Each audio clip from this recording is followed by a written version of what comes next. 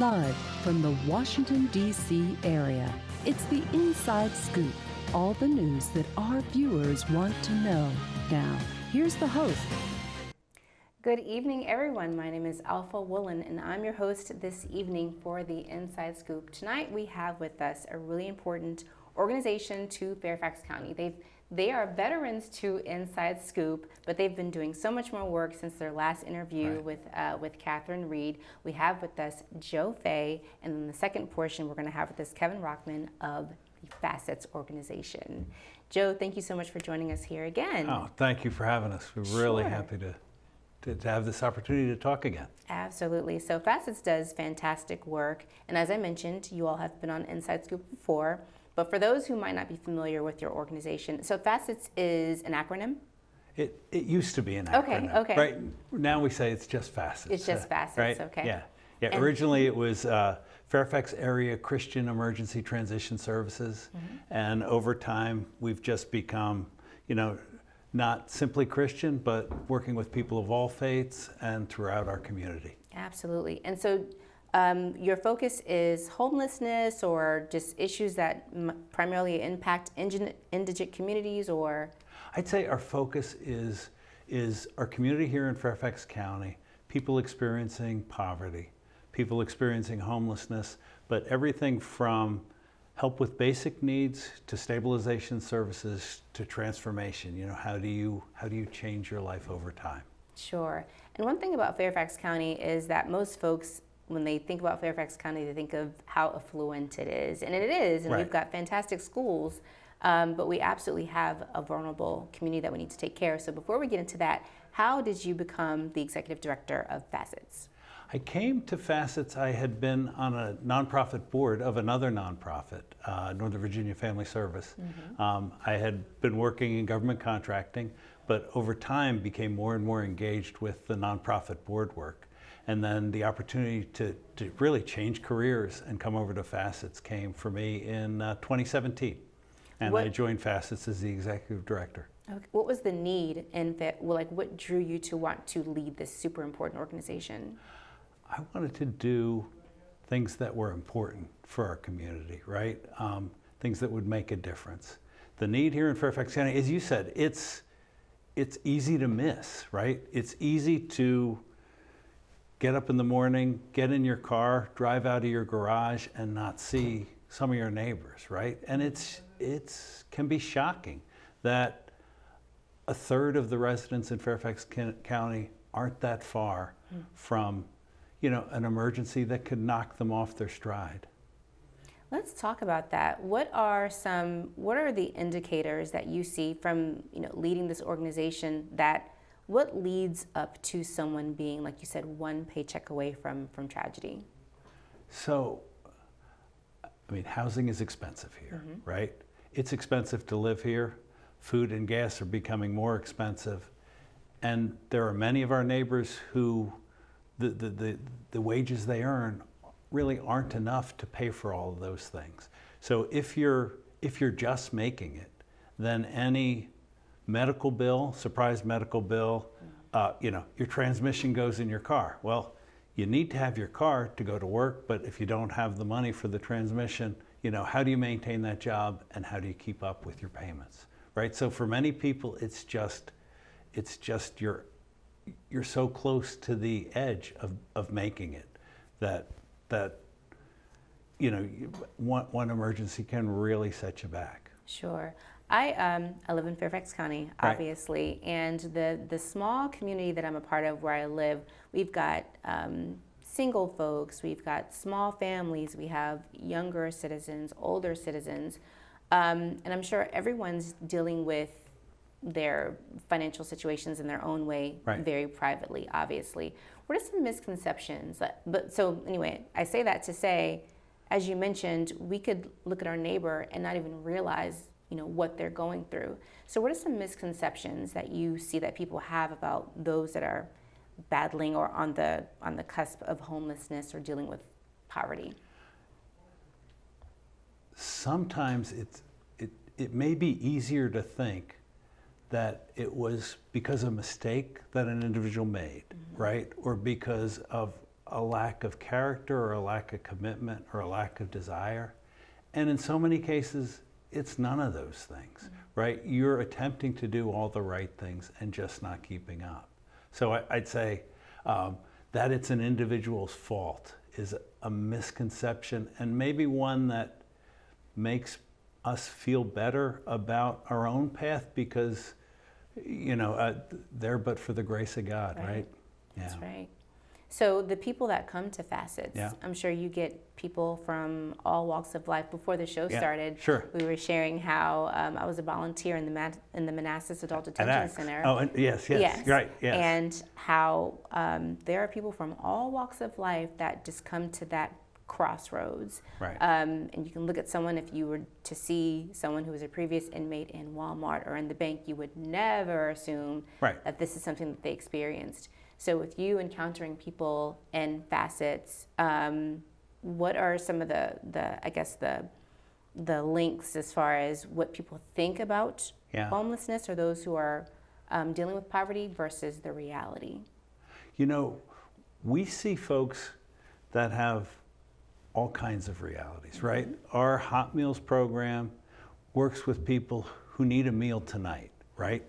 They come sometimes from the Lamb Center, sometimes from an encampment in the woods, and what they need is really, I need to eat, right?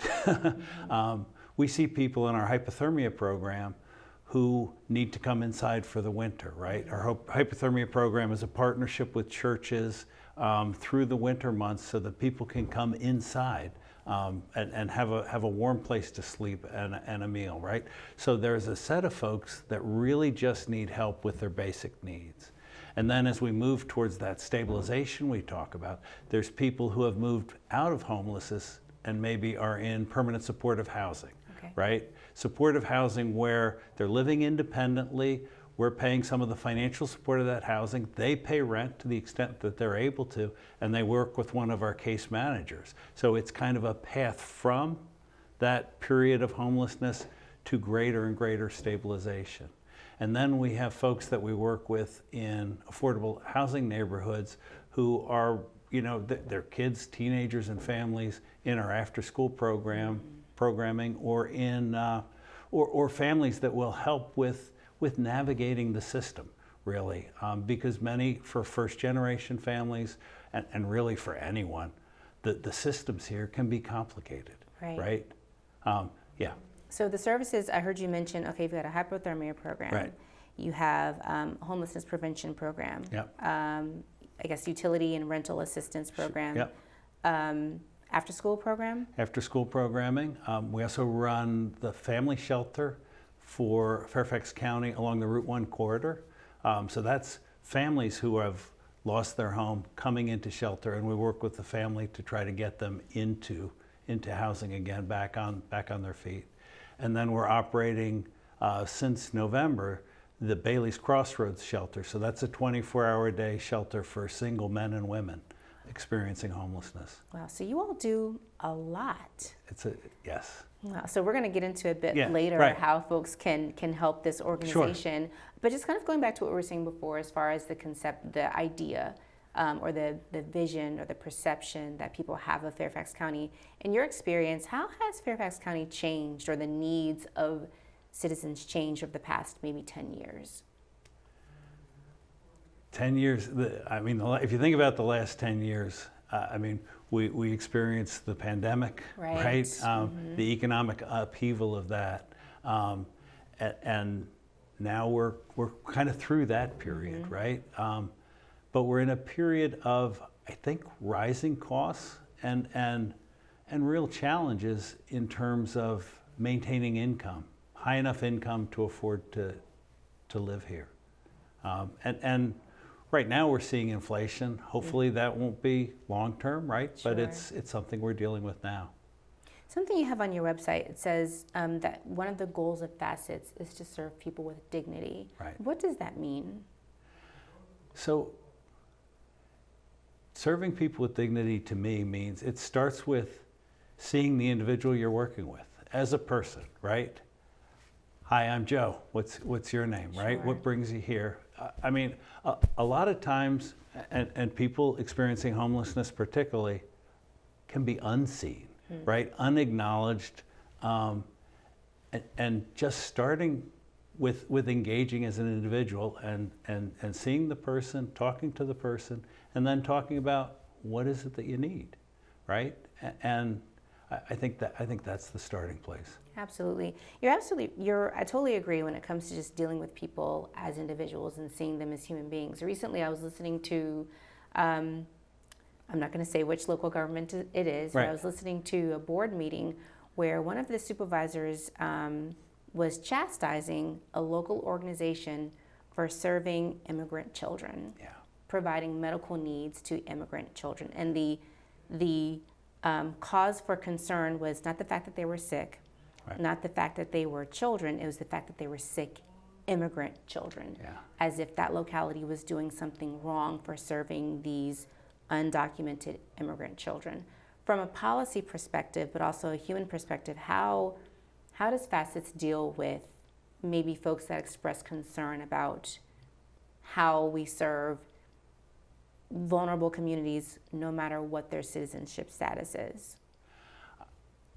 I think it's important. I think it's the right thing to do. I think FACETS' perspective is, if you're here and you're hungry, if you're here and you're unhoused, if you're here and need help with your education or medical bills or getting health care, then you're a human being and you deserve that assistance, right? I mean, we can think about what should or shouldn't happen at the border and our nation's immigration policy. But if you live here, and for many folks, they're working here, and our view is you are people that need our assistance and our help to help you find your way as much as anyone here, right? Like we don't try to ask, do you deserve this? Are you in a category, in the right category or have the right paperwork? I just think, I think that's the right moral position. Absolutely. I think one thing that people underestimate is there are so many problems that can be eradicated when you meet people at their most basic needs, when you provide for their education, when they have something to eat, when they're protected from the elements outside. So we are going to stay right here. Please don't go anywhere. We are going to continue our conversation with our FACETS director, executive director, Mr. Joe Vick. So I just moved in with this family, and it's embarrassing. The little one, he likes to go outside and crawl around in the giant litter box. I don't know what he's doing. I mean, I was born and I knew how to use the litter box. Look at that. That's disgusting. Oh, poop already. You're making me nervous. Oh, okay, I can't look at this anymore. I really hope he grows out of this, for his sake. So how was work? It was 1,300 hours. My math class from 302 was in the trenches. Davy Roth had it the worst. Fractions were coming at him left and right. He just didn't get the damn things. 2 days ago, I tried to teach him what 1/4 of 1/2 was using different sizes of blocks. Yesterday, I tried again by dividing up pizza. Both missions failed. Oh, no. But today, I was ready.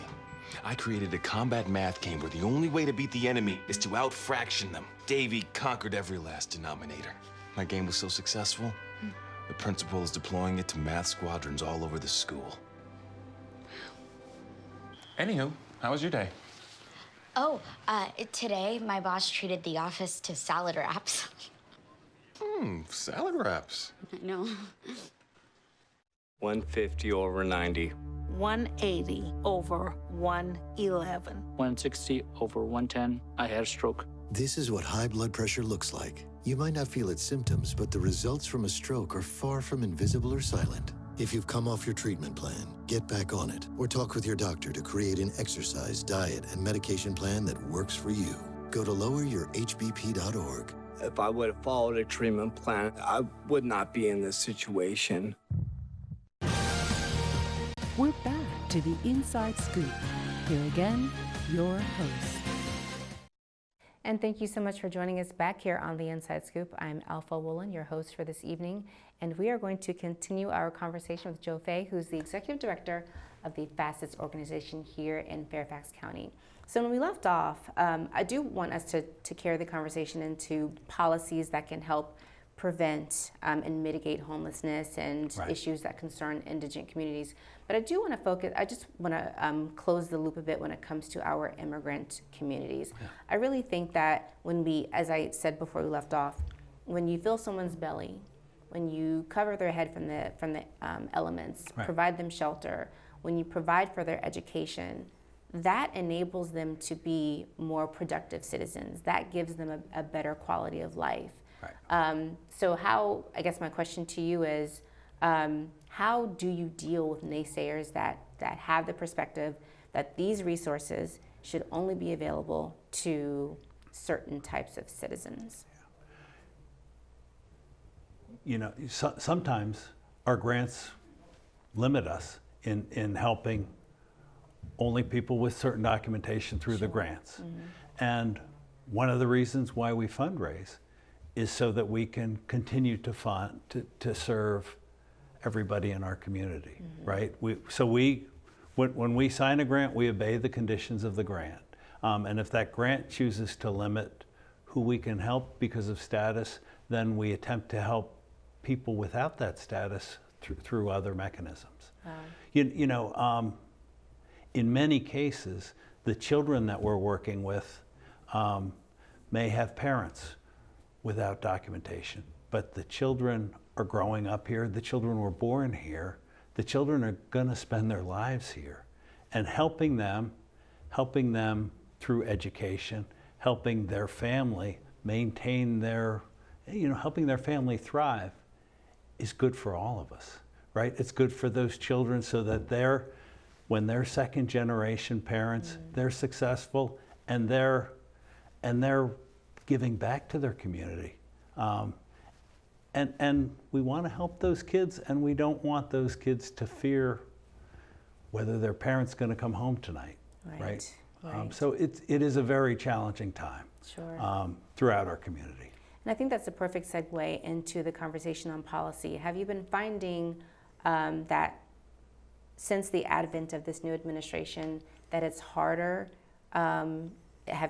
Has there been a stall on monies coming in that can allow you the leverage to help certain types of communities, or has it been the same, or has there been a change? There's been a noticeable change.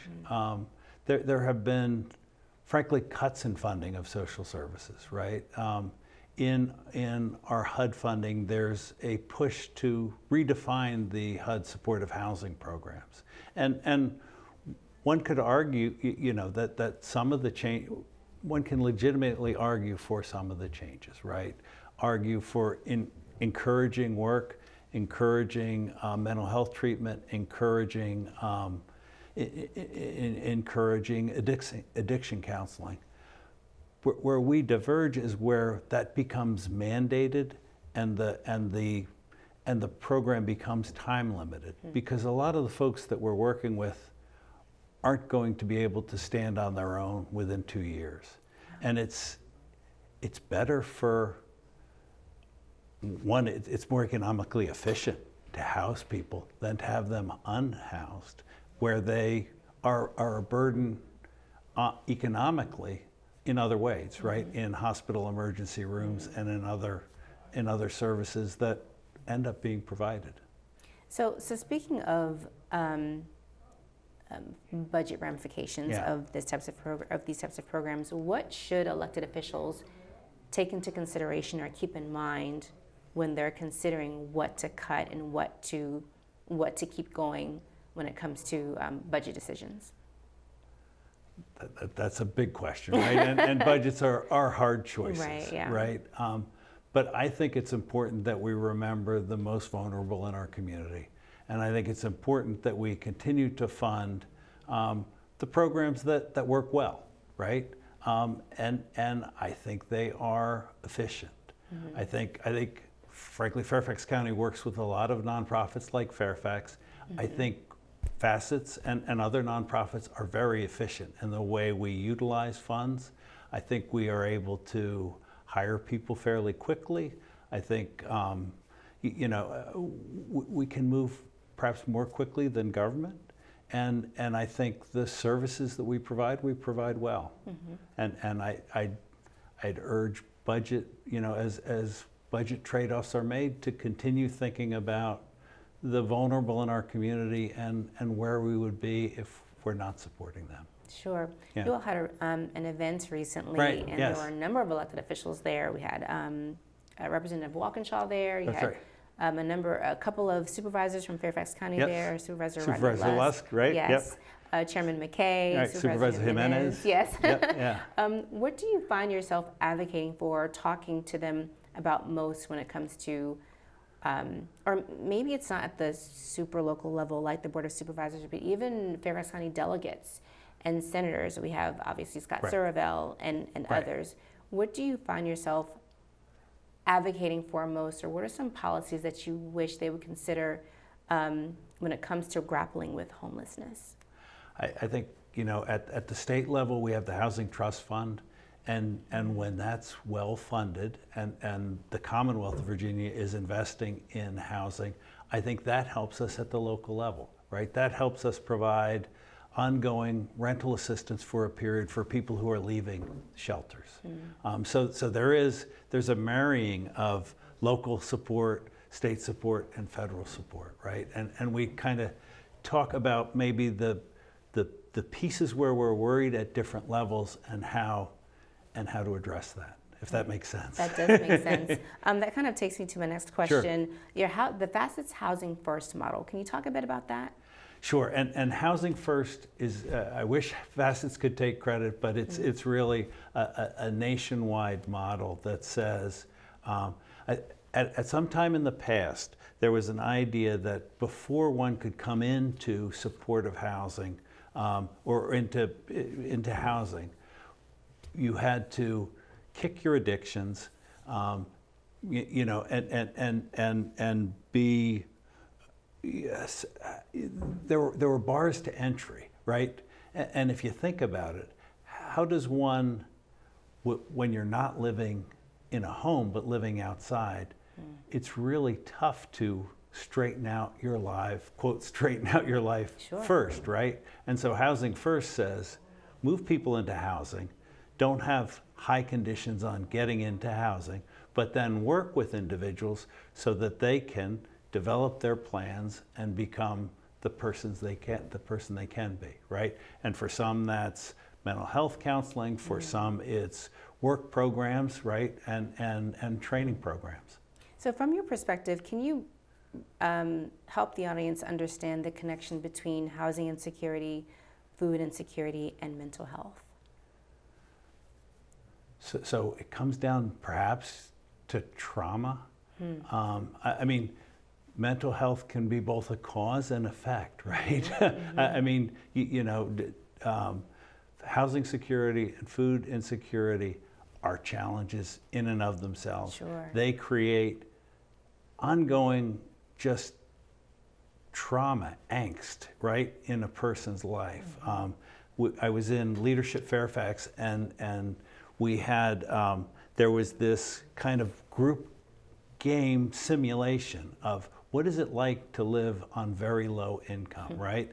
And it was, okay, how do I do this? How do I get to the bus to make it to my job interview, right? And some things you might not think of that you have to do in order to make it. And so when you think about those insecurities, it's that trauma that sits on top of that, right? The worry that things might fall apart, the worry about losing your house, the worry about whether your kids are getting enough to eat, and then longer term worries, right? Like, will my son or daughter be able to go to college? Will they graduate from high school? How, will I be able to keep my job long enough to keep this roof over our heads so that X, Y, and Z, right? Sure. Yeah. Have you found, because of the DOGE cuts, have you found an increase in former federal employees and federal contractors that need the help of FACETS? I think we've heard at the food banks and at programs that there has been an uptick. I think our team in eviction court is just seeing, right? Because it takes a while to run for a family to run through savings, right? But we are seeing more people because they've lost their jobs with those challenges. Absolutely. I think it's, I just think it's so important. The reason that I asked about the mental health component in food security and housing insecurity is because something that you said earlier, it's so easy for us to look at someone and just assume they've made bad decisions. Right. That's why they're in this place. Yeah. But I think a silent culprit in this is mental health. When you're constantly worrying, right, when you're constantly stressed out, that begins to affect your decision making. It's much more difficult, right? Sure. Absolutely. So at your so before we close out, share with us one of the stories or something that you've experienced in your leadership capacity that says, you know what, I worked these 10, 12-hour days at this nonprofit, but this is what makes it worth it. So I mentioned at our event, but didn't get to tell the story. But there was a young man named Ali who he would come to our Robinson Square Community Center after-school program, and after a while, his father and he asked if there was somebody who could work with him, mentor him. And Peter Everett, who's a lawyer at a local firm, was looking for somebody to mentor. And Peter worked with Ali for several years through high school graduation, through college applications, and actually continued to work with Ali. He had moved to a school down in Florida. Things didn't work well, and he helped him come back, and Ali's back at George Mason now. His family's at one university and doing well, and really thriving. And the combination of our volunteers and our staff working with a family like Ali's, you can see he's on a path to a better life in the future. Absolutely. So your organization has this holistic approach to helping individuals help themselves. Right, yeah. I think that is so valuable. I can't thank you enough. I'm sure I speak for so many other folks in Fairfax County that is very thankful for your work that you do within FACETS. So we're going to continue our conversation with Kevin Rockmann, who is the board chair of FACETS. So don't go anywhere. Stay there. Stay for these 2-minute PSAs. And we'll be back to continue our conversation. Oh, you're welcome. Yeah. Thank you so much. We'll see you soon. Appreciate it. Yep.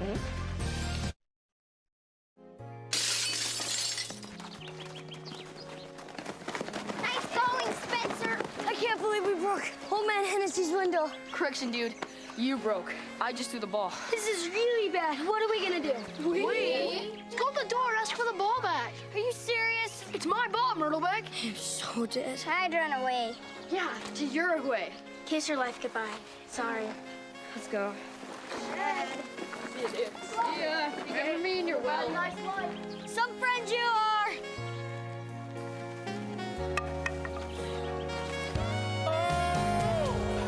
Keep smiling, keep shining. Hi. Tell him it was an accident. And we can fix the window. Come on. I'll come with you. Loyalty. Pass it on. You go first. A message from the Foundation for a Better Life. One day these rats were playing in the woods. Well, it's a matches and that's no good. Listen to smoke before you give it a try. Only you. Don't play with matches. Don't play with fire. Cause there's nothing very funny about ripped off life. Nothing very nice on a homeless mind. So if a gorgeous force is what you desire, don't play with matches, don't play with fire. Yeah. Only you can prevent wildfires. Fire.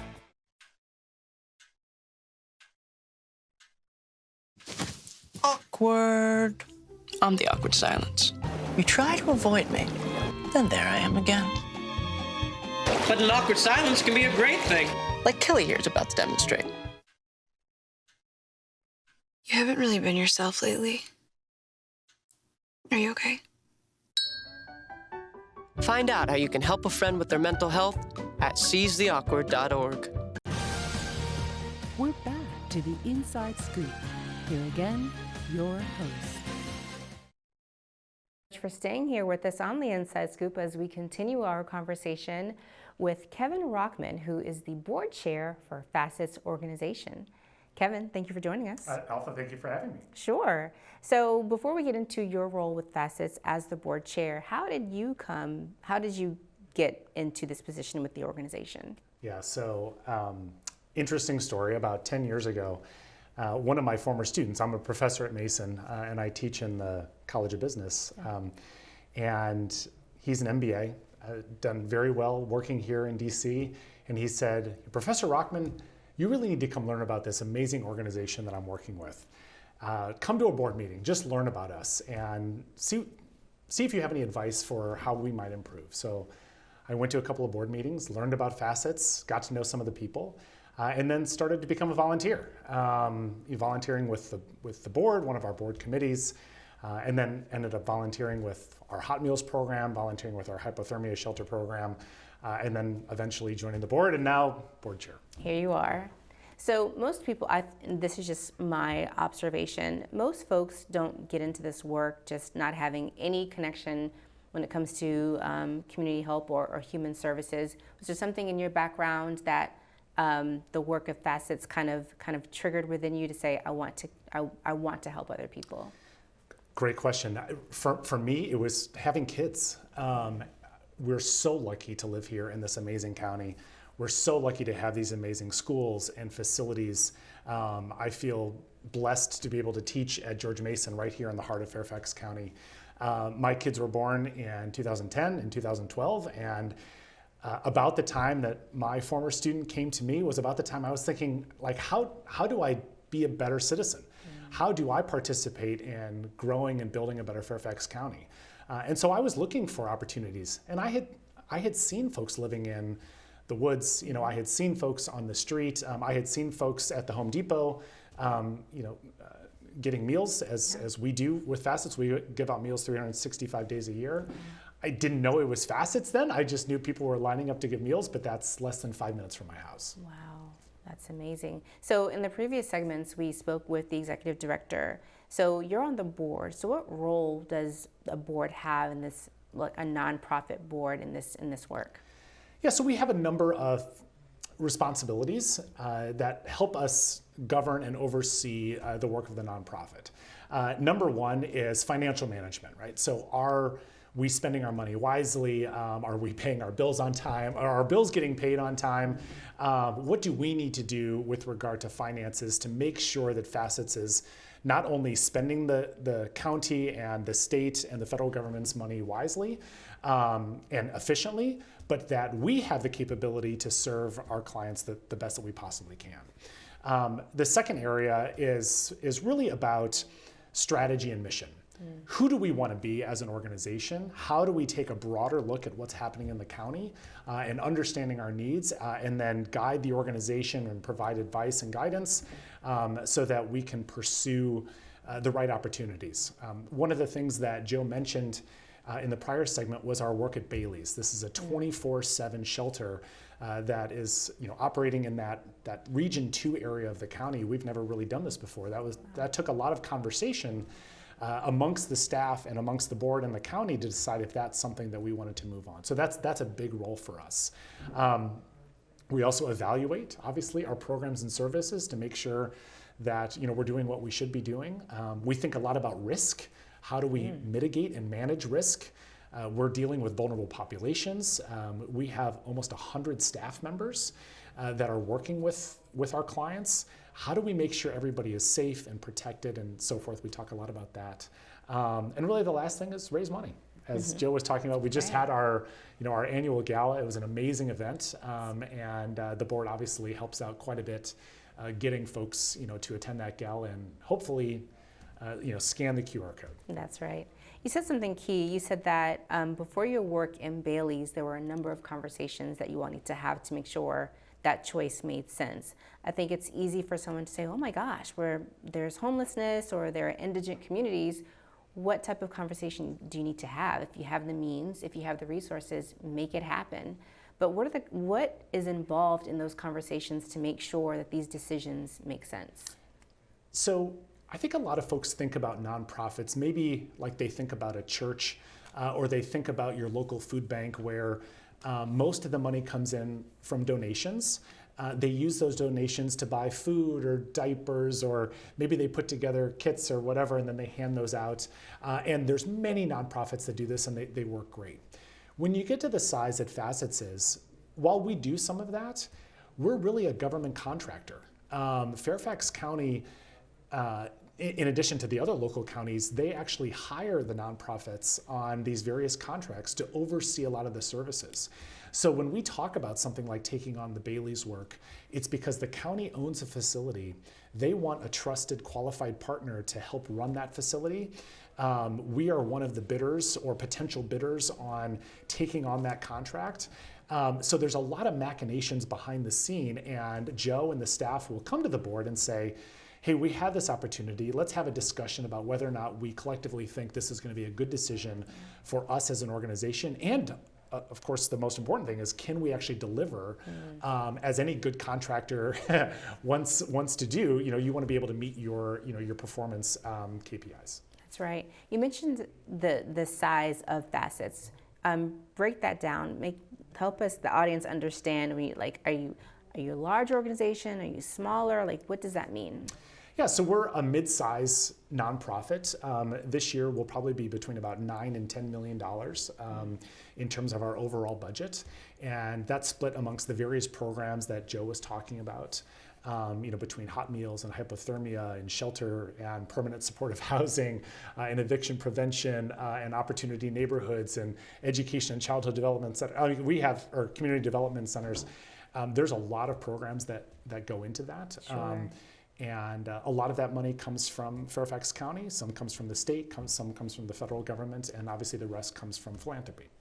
So this takes money. Yes. It takes money. It takes resources to be successful. Yes. So when we're asking folks to take a look at organizations like FACETS and to consider getting involved, what do you think people need to understand as far as the difference between charity giving and then real sustainable giving?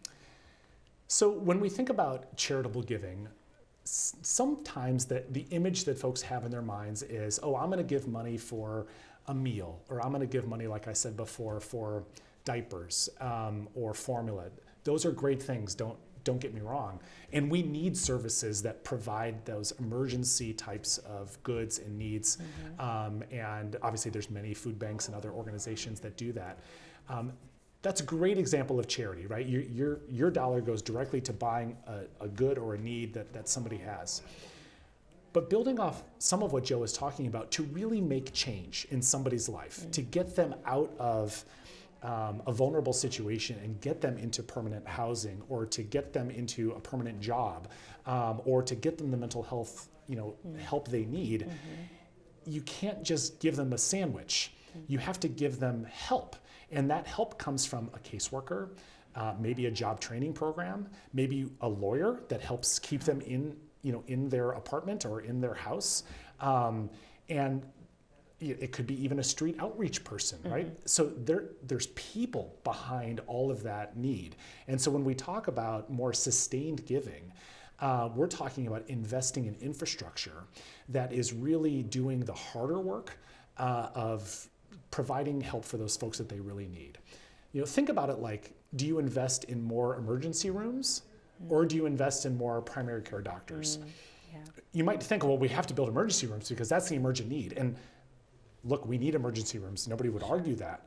But to really create change in how people take care of themselves, you need more primary care doctors because they're less expensive in the long run. They provide more sustained care. You get to problems before they become emergent problems. And it's much more efficient for the county and better for us as citizens in our communities, and more ethical and fairer to be able to keep somebody, for instance, in their apartment than to let them be evicted, put them on the street, and then provide money to put them in a shelter. Yeah. Right? Nobody wins in that scenario. Right. We do it, we have to do it, we believe it's the right thing, but it's better for everybody if we can keep them in their house Sure. and in a permanent situation instead of making them go through all of that. Absolutely. So in the previous segment, we talked about, so FACETS does a lot. You have your hypothermia program, education, after school programs. Are there any new branches that the organization is looking into? Yeah, so one of the things that is relatively new for us that started in COVID and we're continuing is the ACE program, which is the Access to Counsel to Prevent Eviction. And one of the problems that we have in the county is landlords, not surprisingly, are well funded and they have lawyers. Who knew? And a lot of the residents, not only do they not have lawyers, but they also don't know their rights as tenants. There is an eviction court in Fairfax County, and a lot of what we do is making sure people know what their rights are. And using, again, there was some money with COVID that provided access to lawyers. We're now trying to supplement that with our own philanthropy. But providing lawyers for folks simply to go into eviction court with them and help them negotiate with landlords so that they can stay in their home. Sure. It's a relatively low cost, but it makes such a huge difference. And we're really committed to this program. We would love to expand the program, if we can. Lawyers are obviously not cheap. But thankfully, there's a lot of lawyers and a lot of law practices that include this as part of their pro bono services or a relatively low flat rate where we can pay and the lawyer gets to meet some of what they're looking for, which is giving back to the community. The client gets access to free legal care. And in many cases, we're able to negotiate effectively with the judge or with the landlord's attorneys and keep them in their home. Sure. And I'm hearing just the importance of partnerships. So what do you think people need to know when it comes to the importance of partnerships with faith communities, with other organizations, with all different types of community partners? Yeah, it's truly takes a village, right? Yeah. And FACETS, as you may or may not know, was started in Linda Wimpy's garage and home. She started by passing out hot meals, that grew into the hypothermia program with the churches. The faith communities are incredibly important partners with us. We can't do any of the very important hypo work, without those faith communities. And we now partner with more than 35 or 40 of them. But we can talk more about the partnerships. Absolutely. So please make sure you don't go anywhere as we continue our conversation with Kevin Rockmann, who is the board chair for the FACETS organization. So stay there, don't go anywhere, listen to these 2 minutes of PSAs, and we will be right back. Okay, so we drowned the fire, stirred it, drowned it again, and now just feel if it's cold. Yeah. Cool.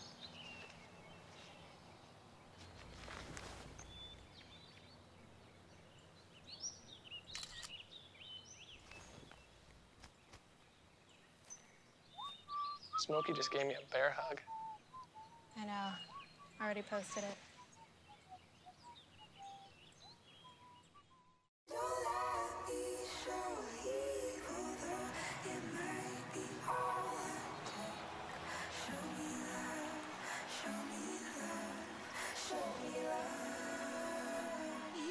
I got a creak in my neck, limp in my step, cramping in my muscles every time I try to flex.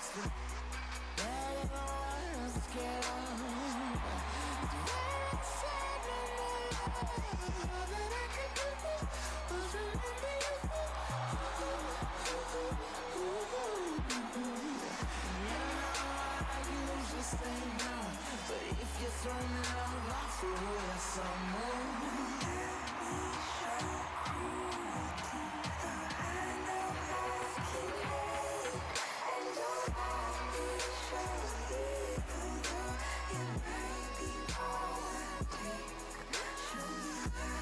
It's a big responsibility. Oh, it's huge. I know, it's huge. And the salary. Oh my god, yes. I mean, Right? like, I was about to move in with my parents, and right before, so this saved me. I really believe in you, Thank you. It's nice to hear that from someone. These are cool. Did you, what did you?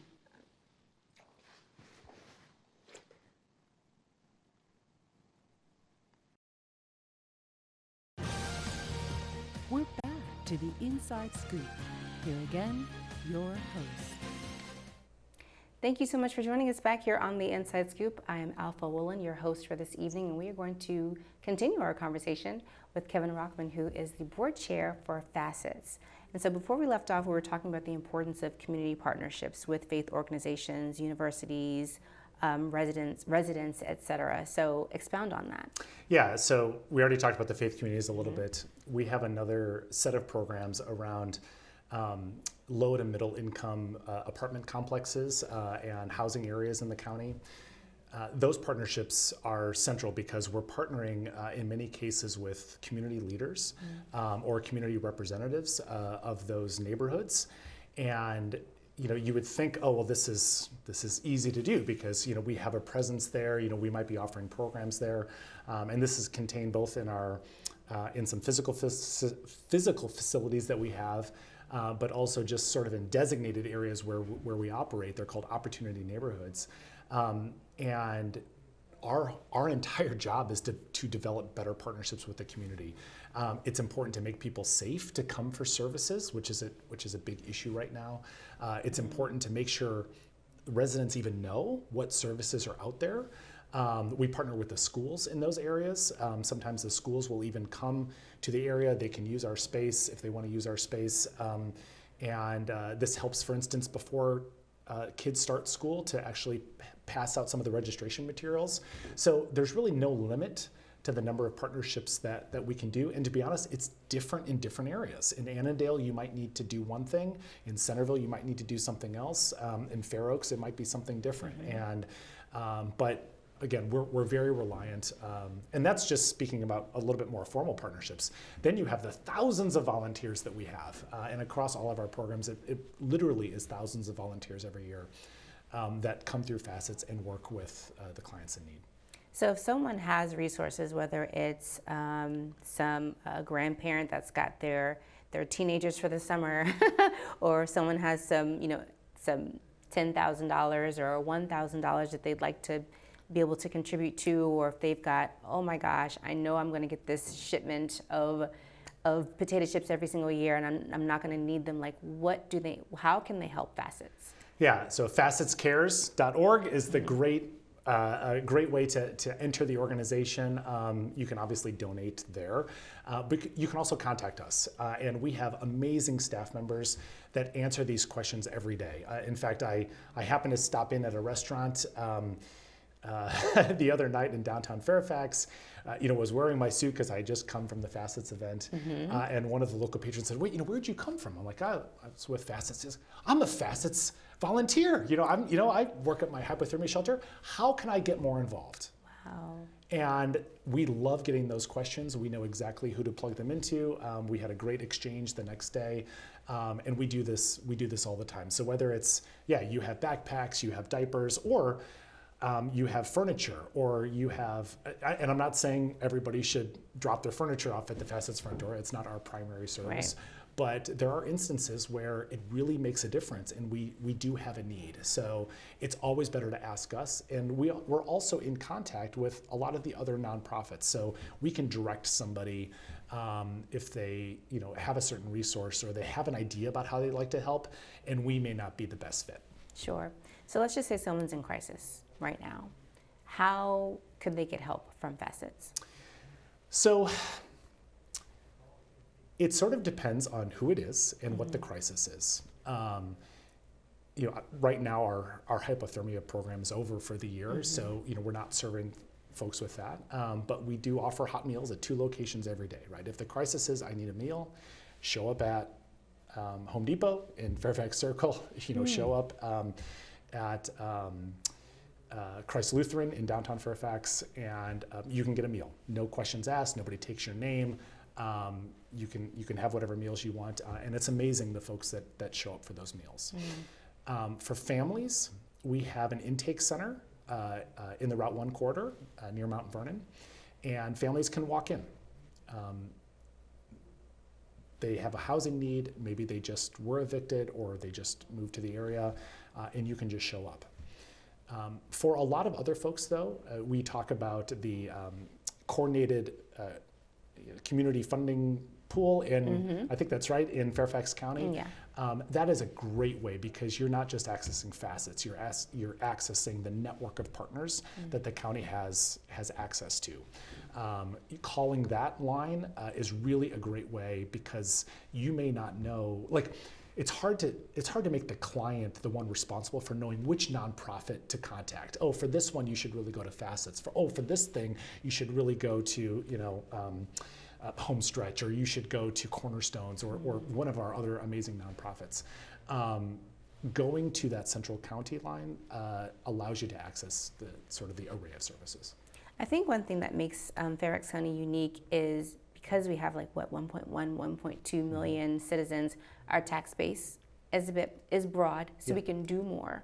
Are you in partnership with maybe Prince William County or Loudoun County or Stafford County? Has anyone knocked on your door saying, hey, we have a need here as well in our community? What can we do to emulate what you all are doing? It's really a challenge for us.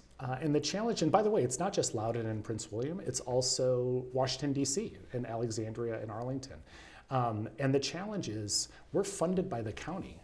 We don't have this huge state funding pool that really demands those sorts of partnerships. That said, we know a lot of the nonprofits, and some of the nonprofits do operate in different counties. So it's informal. Could we be doing more? Potentially. But the needs are also different in different areas of the county. Absolutely. So with our last 2 minutes left, I'm going to ask you the same question that I asked Joe. What was one situation where you're just like, you know what, this makes it all worth it? This situation really impacted me. Yeah, so to go back to your earlier question, my kids are now growing up, and we had some childhood furniture that I was going to donate to Goodwill. And I reached out to one of our program directors and I said, does anybody in the family shelter need any furniture right now? And she said, you're not going to believe this. We actually just got this family in. We're moving them into an apartment, and they literally have nothing. And she's like, can I send somebody to pick it up? I'm like, no, we'll take it down. So I took my whole family, my wife and my 2 daughters, and we took a bed, and we took a table and a bookshelf, all from IKEA, I believe, but still in very good shape. And he was a single dad with 3 kids, and he had translated for the U.S. military in Afghanistan. Wow. And he got a special visa to come to the U.S. after putting his life on the line for our freedom and for all of the troops in Afghanistan. And he moved here. His kids were adorable and darling. We had a great time moving everything in, but he literally had nothing. And it's a day I'll never forget. Wow, that's amazing. So if folks want to learn more, is it facetscares.org? That's right. Facetscares.org. If you want to learn more, if you want to get involved, I highly encourage you to reach out to this organization. Kevin, thank you so much for your time here. I look forward to hearing more about your work. Thank you, Alpha. You're very welcome.